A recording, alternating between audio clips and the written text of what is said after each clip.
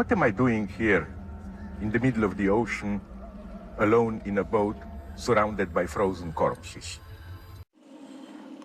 Buenas noches, tardes o días. Bienvenidos nuevamente a Filosofía para Tarados sin Filtros, el increíble podcast, ¿no? En el cual solemos hablar de algunas cosas así improvisadamente, porque aquí su servidor es demasiado mediocre como para poder armar un guión y poder hablar en orden y con coherencia de las cosas. Bueno, pues al menos yo acepto eso, ¿no? Acepto, no digo estética contingente, esas mamadas, ¿no? Contingente. Ya empezamos bien, ¿no? Muy bien, para cualquier cosa puede decir estética contingente. Ya está. Pero en fin, justo de eso vamos a hablar hoy. Primero vamos a hacer unas cuantas aclaraciones sobre el podcast, yo sé, y sobre los videos en general que he estado. ¿Cuántos meses vamos a suscribir en YouTube? ¿Vamos a suscribir en el YouTube? ¿Cuánto tiempo? Llevo sin subir un podcast.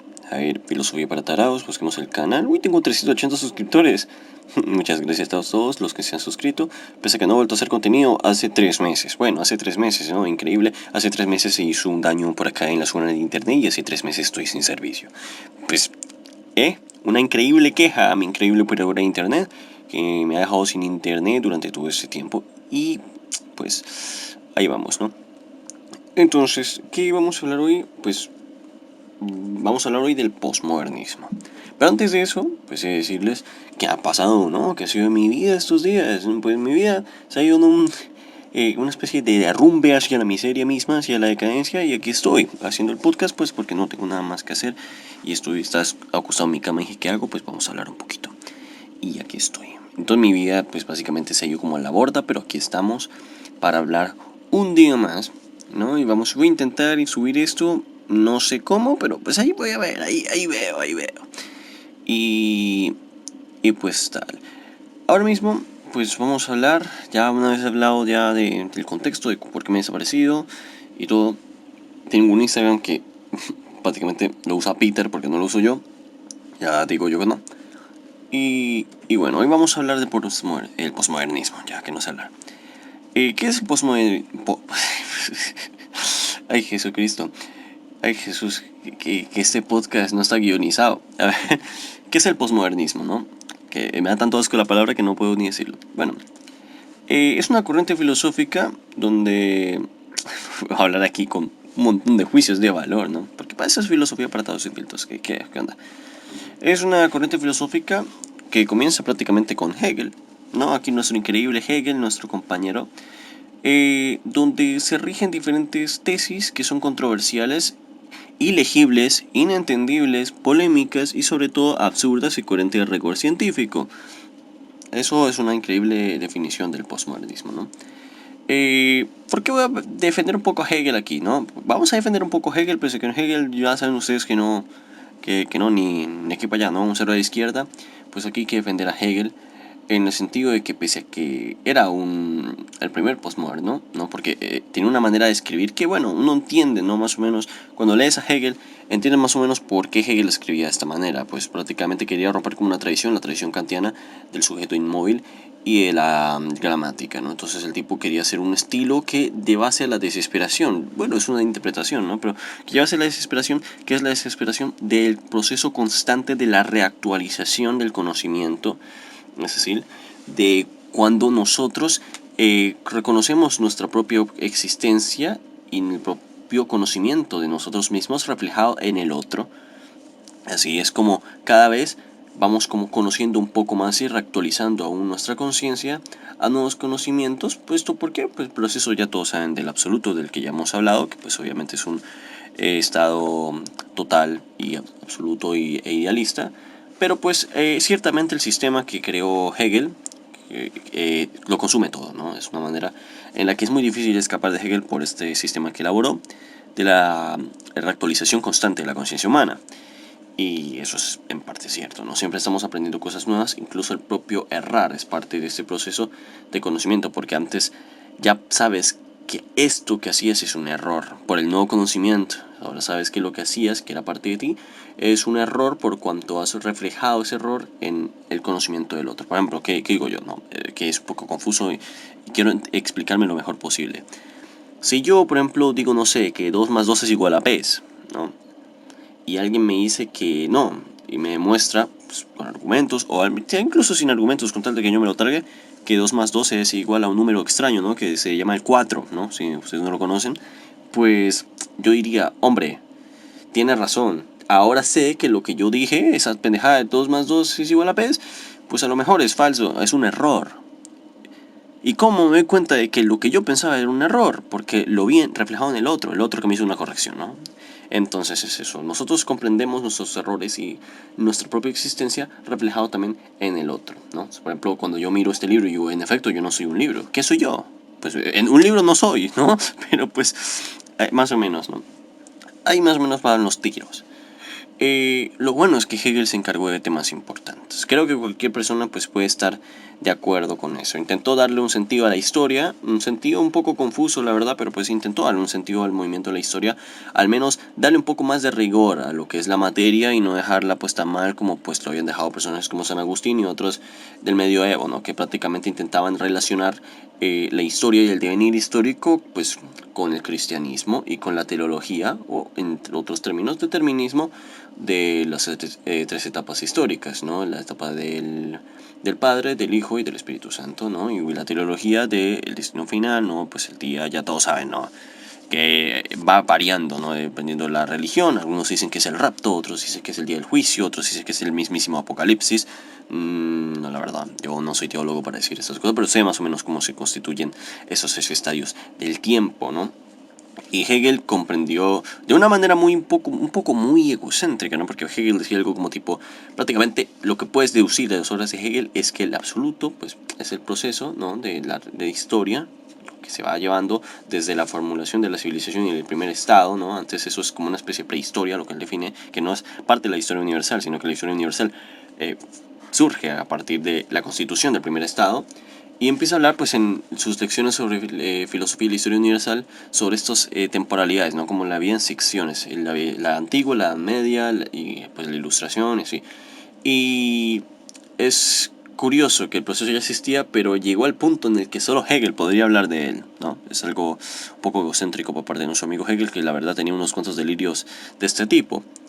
Y claro, pues obviamente escribía muy confuso, muchas de sus ideas eran cuestionables, su idea de la estética era extraña, o sea, las lecciones que tiene estética son bastante extrañas si has leído un poquito de estética. Su historia de la filosofía, pues ahí está, y así, tiene obras como la ciencia de la lógica también, que es una cosa ahí súper confusa, sobre esto de la lógica subjetiva, y es una paja mental aquí entre nosotros. Y claro, por eso encargó problemas realmente más o menos importantes, ¿no? Interesantes. Y por eso es que Hegel es interesante. ¿Por qué? Porque, por ejemplo, lo de la dualidad del amo y el esclavo, eso es muy interesante, sobre la libertad, sobre todo eso. Se encargó de problemas que pues son interesantes, son llamativos, ¿no?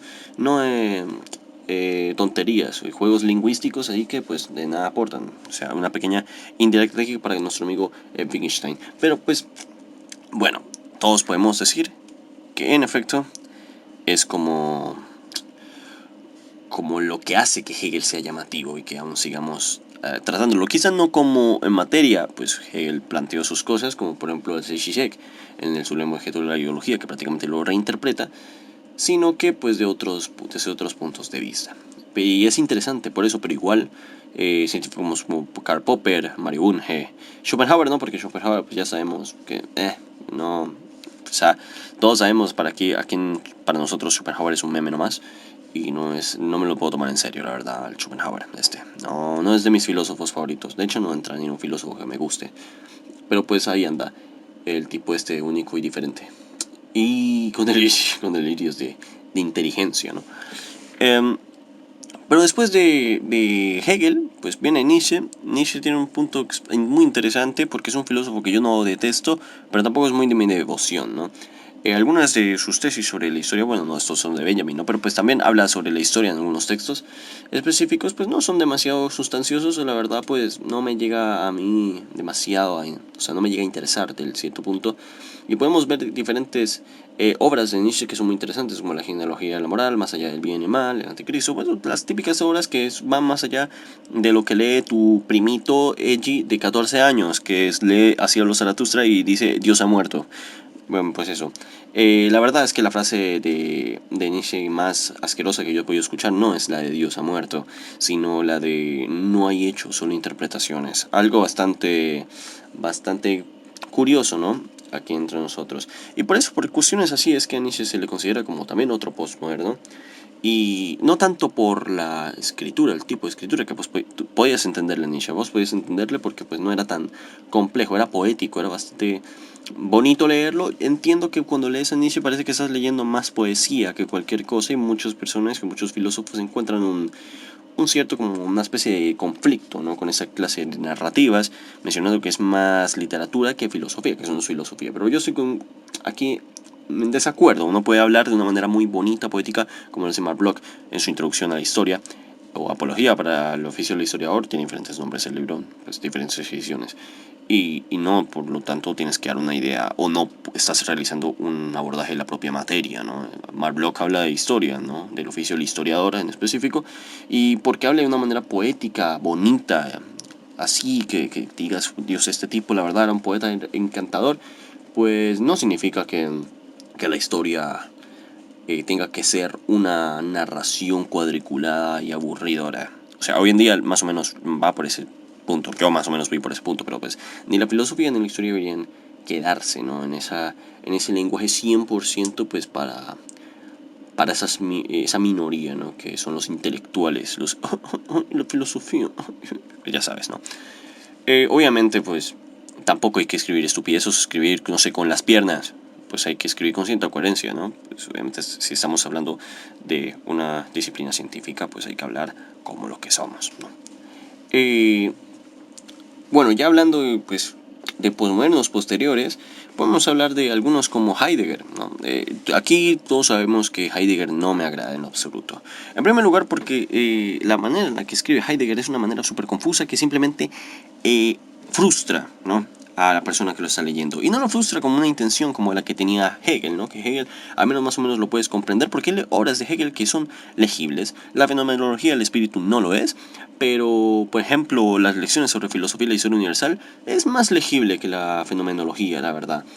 Era uno de sus últimos textos y la verdad, una de las tesis principales o características de la fenomenología es estar escrita mal, o sea, uno lo entiende, ¿no? O sea, era un hijo de puta, pero pues uno entiende más o menos que ahí tiene un fundamento. Heidegger no tiene ningún fundamento.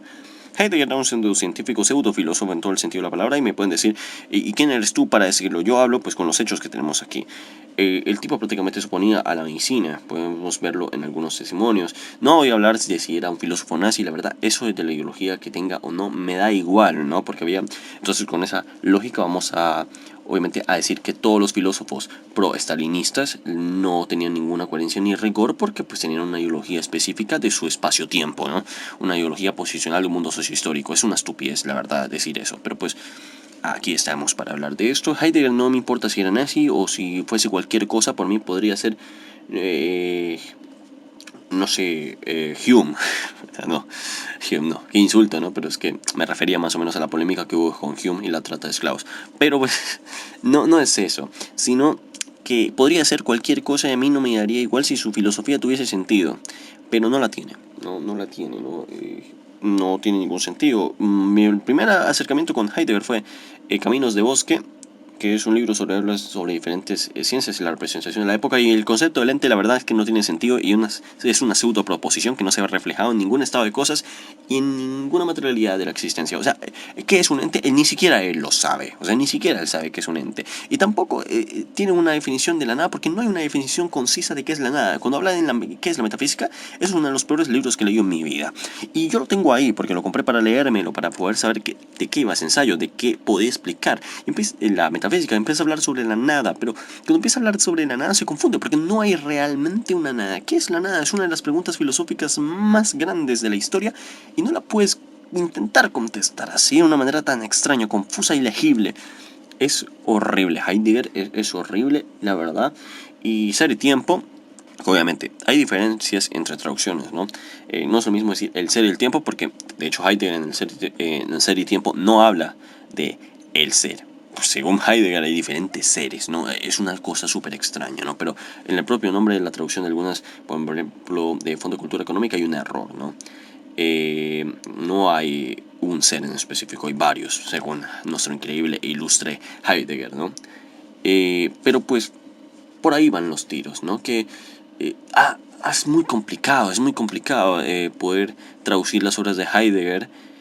Si no estoy mal, en la primera traducción en el español, creo que fue un traductor, no me acuerdo el nombre, creo que es una anécdota que leí por ahí, pero la verdad no lo recuerdo y podría estar dando una desinformación tremenda y del tamaño de un piano. Pero pues yo creo que, bueno, yo creo no, lo leí, pero pues no me recuerdo dónde está. Capaz busco, capaz busco no va a buscar nada. Tómenlo como la increíble frase, lo que yo te diga es mentira, pero igual lo voy a decir.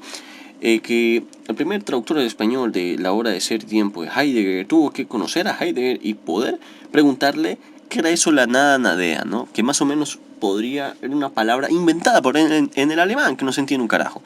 Y pues no podés formular un sistema filosófico o un planteamiento de un concepto que acabas de inventar de la nada y que no tiene ningún tipo de semántica, no tiene ningún punto de estado de cosas, no tiene nada. ¿Qué es la nada nadea? No se sabe, ¿no? ¿Es un estado de cosas? No. ¿Es, no sé, un noúmeno? Pues tampoco, porque se supone que eso conforma el ser, y el ser es parte de nuestra existencia, por lo cual es material también. Es una cosa extraña que es una pseudoproposición, por lo cual no se puede reflejado en ningún sentido. Y sintácticamente el libro es un caos. O sea, yo podré estar muy en desacuerdo con muchas cosas con Rudolf Carnap, pero cuando el tipo hace una crítica a esto de Heidegger, le doy la razón, absolutamente. Le digo, sí, señor, usted tiene toda la razón. En efecto, Sócrates, eres muy sabio. Algo así, pero pues Carnap tenía razón en ese aspecto. Heidegger, la verdad, es uno de los mayores charlatanes, diría yo, de la historia de la filosofía. Luego, pues le siguen Derrida, ¿no? Derrida yo tengo algo complejo, porque tirarle a mierda a Derrida directamente no me parece 100% justo. Derrida tiene obras interesantes como de la gramatología, donde hace una crítica realmente concisa a Saussure. También tiene una obra o diferentes pasajes donde critica a Lévi-Strauss, críticas concisas, rigurosas y con argumentos sobre el qué es la escritura y qué es definir la escritura. Hay un pasaje, de hecho, eso lo leí en un análisis sobre Derrida en un librito que compré pues por ahí, que lo vi y me pareció bastante interesante, donde dejan todas las fuentes y todo esto. En un libro que se llama no sé cómo se pronuncia esa monda, pero pues Tristes Tópicas, voy a decirlo así, tristes, ¿no? Como si fuese, no sé, la canción de José José. Pero pues es un libro de Lévi-Strauss donde hablaba de una civilización, una investigación antropológica sobre una tribu llamada los Namicuara o algo así. Me acuerdo el nombre, pero no me acuerdo cómo se pronuncia eso, pero es más o menos el nombre de la tribu, ¿no? Y en esta, el tipo menciona que habían unos cuantos pues nativos haciendo unos zigzags en unas calabazas. Y él menciona que en efecto eso no sabía cómo interpretarlo, pero no era escritura. Derrida, ¿qué es lo que dice? ¿Y qué es la escritura? ¿Cómo puedes definir que eso no es una escritura? ¿Por qué? Porque no puedes estar en la mentalidad de esa persona, no puedes estar en su cabeza, en su mente, para saber con qué intención hizo el zigzag. Podría no tener sentido, pero podría tenerlo. Podría ser una escritura para él, no lo sabemos, porque no sabemos realmente hasta qué punto algo es escritura, ¿no? Es algo interesante, ¿no? ¿Por qué? Porque Strauss iba con su concepción europea de qué era la escritura, pero si se encuentra con otras civilizaciones, un choque completo de culturas, pues obviamente capaz para él no hacer eso una escritura, porque no es lo que representa la escritura en Europa. Y eso es una crítica sustanciosa que hace Derrida y me gusta bastante y ahí estamos de acuerdo. O sea que el tipo tenía ciertas cosas que uno puede decir, está bien, Derrida tiene algunas razones, algunos aciertos, ¿no? En estas cosas. Pero luego, pues, cuando empieza a hablar, o sea, tú sabes que Derrida va mal cuando empieza a hablar de Hegel y empieza a hablar de Heidegger y los usa como referentes para armar un debate sobre el significado y sobre lo que él llamó la deconstrucción. Al día de hoy, ¿qué es la deconstrucción? Pues muchos no lo sabemos. El concepto de construcción actualmente se ha tergiversado bastante y se ha llevado pues a los problemas sociales, ¿no? En especial de la construcción de las imposiciones ideológicas de género y demás cosas que tenemos, ¿no? Actualmente para mí es un meme el concepto de construcción, eso de el chaval deconstruido, que realmente es un acosador, ¿no? Pero pues está deconstruido, ¿no? Ahora es mejor, ahora es un buen hombre. Y me parece ridículo lo de la construcción en ese sentido, pero no es en el sentido en el cual Derrida estableció las cosas. Derrida tiene algunas cuestiones muy interesantes sobre el lenguaje y más o menos sobre esta relación antagónica, ¿no?, de relevancias que tiene el habla y la escritura, ¿no? Para Derrida es muy importante la escritura, mientras que, por ejemplo, para Saussure era más importante el habla. La escritura era un complemento, pero bueno, ahí está un debate interesante que él llevó, pero pues entendemos que la narrativa de Derrida nuevamente es un asco. O sea, no se entiende la gran mayoría de cosas y no es culpa de que tú estés leyéndolo y no lo entiendas porque, no sé, eres un imbécil. No es eso. Es culpa de que el propio Derrida escribe así de una manera confusa y no entiendo si es como, no sé, el señor estética contingente, como para quedar con una persona que realmente domina el tema y que, ojo, Derrida, a diferencia de este payaso, sí lo dominaba. Pero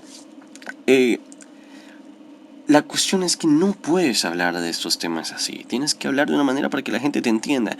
No puedes escribir algo para que solo tú lo puedas entender. O sea, no tiene ningún sentido. Se me escribe el teléfono y el teléfono, como muchos ya sabrán, es mi micrófono. ¿Profesionalismo dónde? La verdad. No sé. Si conecto esto va a sonar, ¿no? Voy a pausar el podcast mientras eso pasa.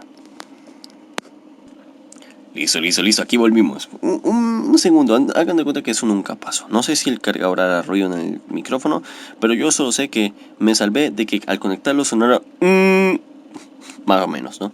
De una vibración. Algún día me compraré un micrófono, la verdad, se los digo, pero no será hoy, ni será mañana, ni la próxima semana, ni el próximo mes, y yo creo que ni este año. ¿Por qué no? Pero pues sigamos con lo de Derrida. No puedes escribir así un libro, la verdad, no puedes escribirlo. Y hay algo muy fundamental para hacer una diferencia entre qué es ser un postmoderno y qué es ser un postestructuralista. No es lo mismo. Hay una especie de línea delgadita, que te lleva a ser un científico más o menos coherente a ser un payaso. Por ejemplo, Foucault es postestructuralista. En su tiempo fue estructuralista por su... Esto es una estructura, la genealogía realmente es una estructura, y su obra de las palabras y las cosas es realmente un trabajo estructuralista. Aunque el tipo no aceptase que era un estructuralista, realmente puedes ver que lo era. O sea, tenía la influencia, pues. Y después, pues, hizo una especie de crítica que fue más postestructuralista porque empezó a criticar las estructuras de poder, ¿no? Todos sabemos la teoría del poder de Foucault, que es una teoría muy interesante, muy interesante. Tenía opiniones cuestionables sobre la ciencia, sí, pero pues sabemos que no todo el mundo es perfecto. Nuestro Calvito pues acierta en unas cosas y retrocede en algunas, pero pues se le quiere de todas formas, de cierta manera. Foucault no podemos decir abiertamente que era un postmoderno, o sea, sí podemos decir que tiene algunas cercanías, pero con su propia definición de la ciencia, pero no podemos decir que realmente a ciencia cierta era un postmoderno, porque sería como faltarle al respeto, ¿no? Meterlo en el mismo saco que a Heidegger, la verdad, y que Hegel, la verdad. Hegel pues lo trago más que a Heidegger, pero pues también merece estar en ese saco, la verdad.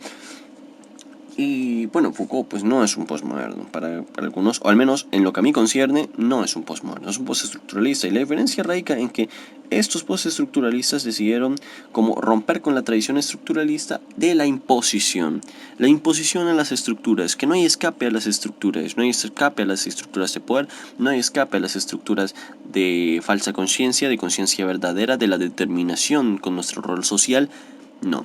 Los postestructuralistas se encargaron de desmantelar estas imposiciones y determinaciones de teorías como el materialismo histórico, como la filosofía ortodoxa, ¿no?, del marxismo, donde se habla de la conciencia de clases, de nuestra propia pertenencia al mundo. Es una especie de determinación de que un obrero tiene que pensar uno como un obrero, no puede pensar como otra cosa que no sea su rol social.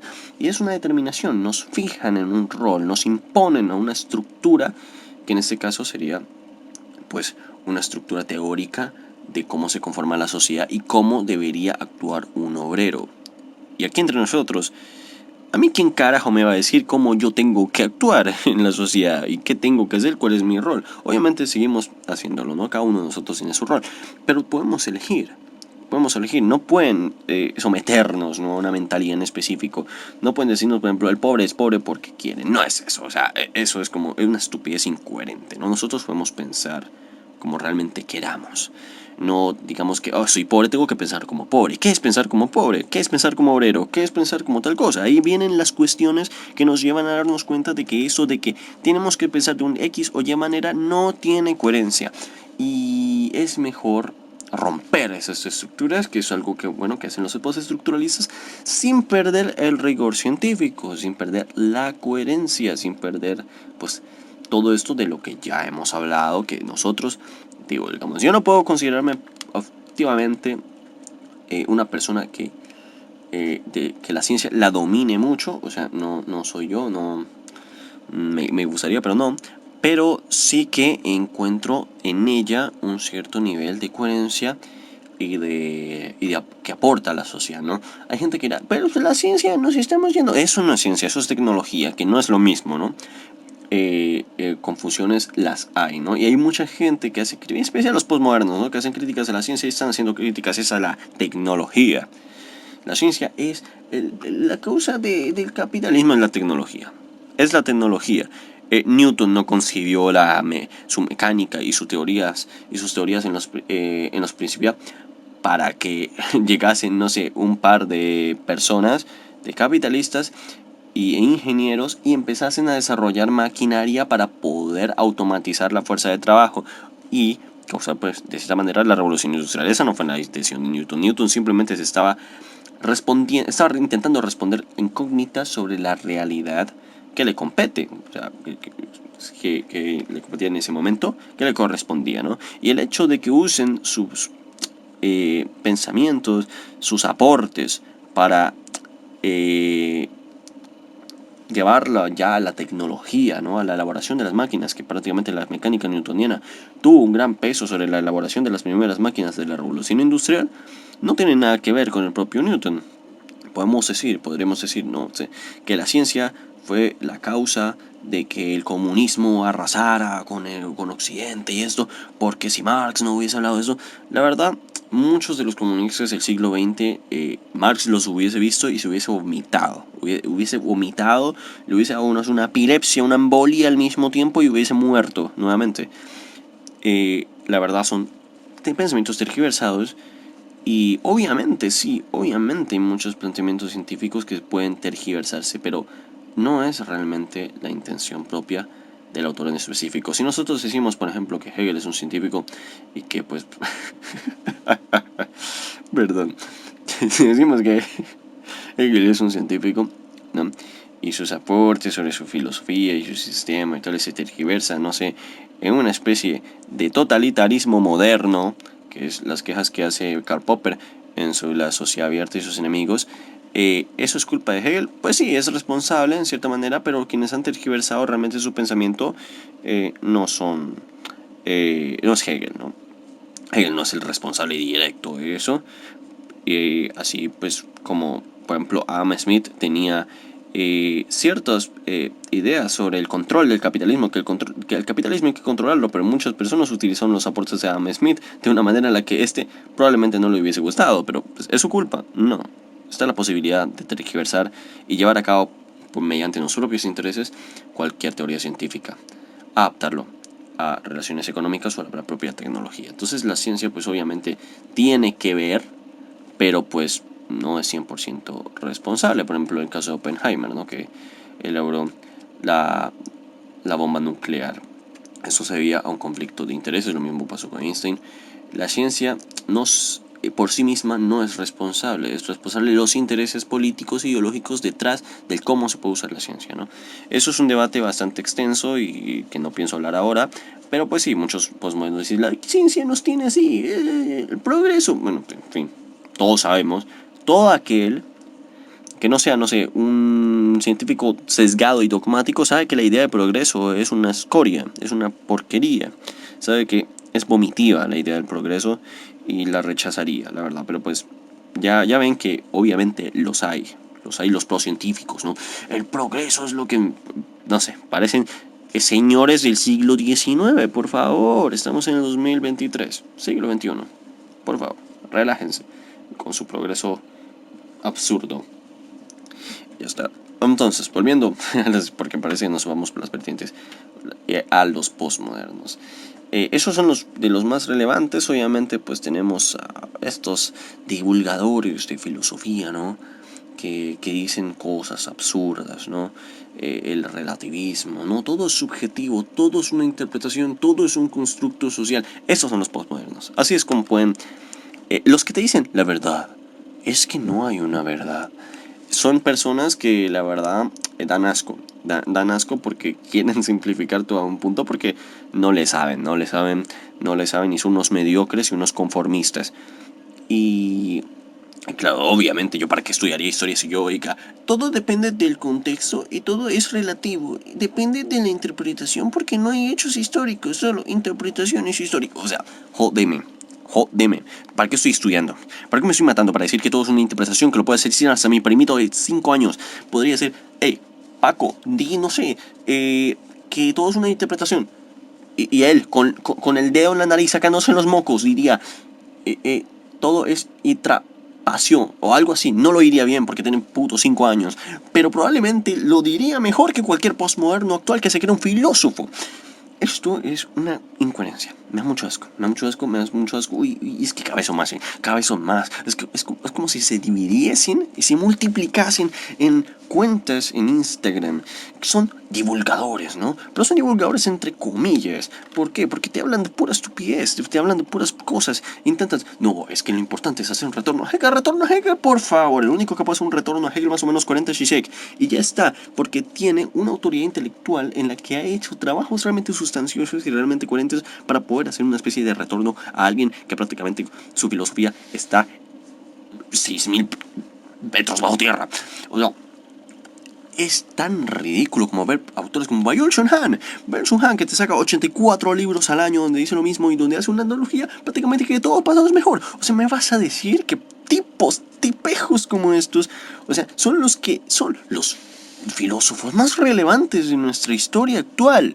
Por favor, hay filósofos muy capacitados, tanto en las universidades, tanto en las instituciones, en cualquier lugar, que se encargan realmente de hacer filosofía concisa, coherente, científica, lógica y que no te vendan la moto. Ya estoy cansado de que me vendan la moto, ya me han vendido la concesionaria entera.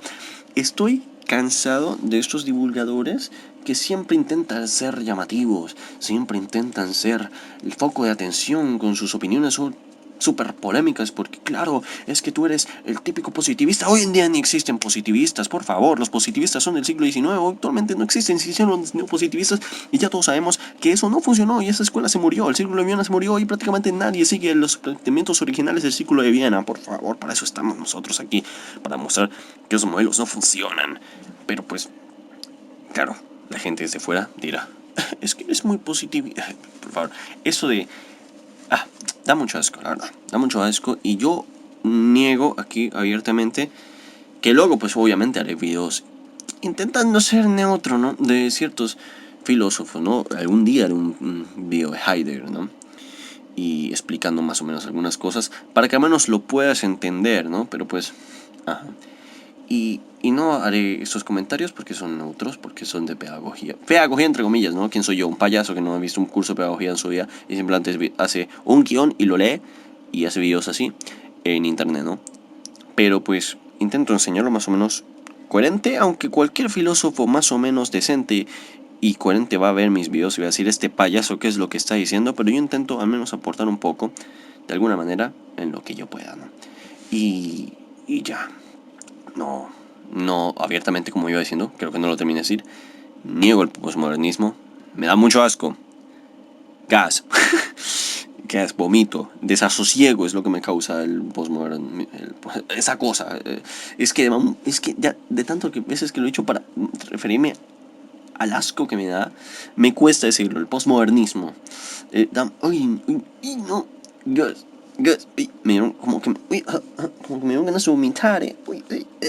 Bueno, en fin.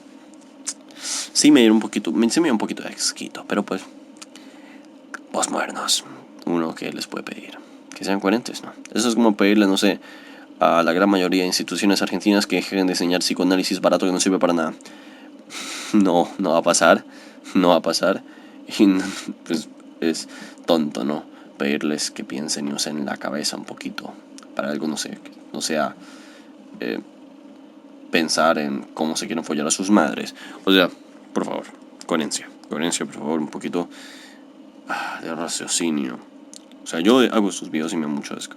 Pero pues ustedes están aquí para escuchar ese asco, porque yo sé que algunos, no todos, porque la verdad no soy yo, no sé, Jesucristo en bicicleta, para saber exactamente qué piensan absolutamente todos ustedes sobre los videos. Yo sé que algunos se sentirán como, no sé, bien y les preguntaría, ¿por qué?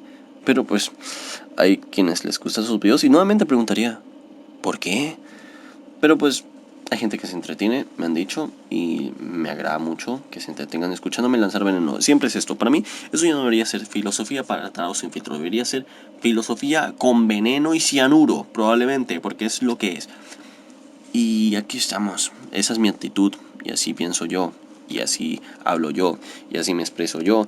Y esto va a ser así hoy, y probablemente mañana, y probablemente no en 20 años, porque uno no sabe cuánto cambia en 20 años, ¿no? Y sin 20 años estaremos vivos teniendo la situación actual. Yo creo que no. Y yo creo que yo no. Yo creo la verdad que yo no, porque va a llegar un punto en el que va a decir, ¿esto para qué? ¿Esto para qué? ¿Le haré la vida a Schopenhauer? La vida no. ¿Le haré la razón? No creo que jamás le vaya a dar la razón a ese vejete. Pero, qué vida tan maluca, la verdad. Qué vida tan maluca. Pero en fin, ya he desahogado todas mis penas aquí con ustedes. Y ya espero que, no sé, tengan un buen... ni siquiera es fin de semana, es martes. Bueno, ya es miércoles. Pero pues, no sé, que tengan una semana, un buen inicio de meses. Sí, 7 sí es inicio de mes. Y que todo vaya correcto. Bueno, no sé qué más decir. Debería cortar aquí. Conclusiones, no sé. El postmodernismo, asco. Hegel tiene cosas interesantes, pero es una mierda. Heidegger en sí es una mierda.